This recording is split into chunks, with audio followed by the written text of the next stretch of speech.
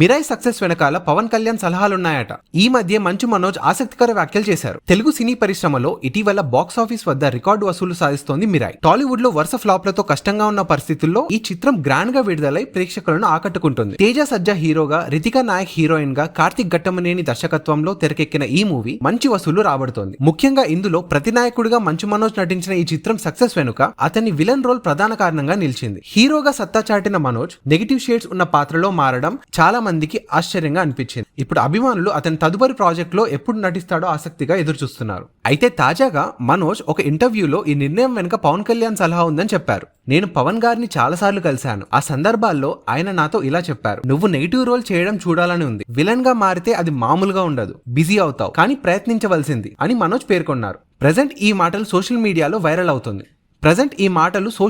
Viral అవుతున్నాయి. పవన్ కళ్యాణ్, మంచు మనోజ్ మధ్య దీర్ఘకాలం నుంచి మంచి అనుబంధం ఉంది. గతంలో వారి అనుబంధానికి సంబంధించిన వీడియోలు ఎలక్షన్ సమయంలో వైరల్ అయ్యాయి.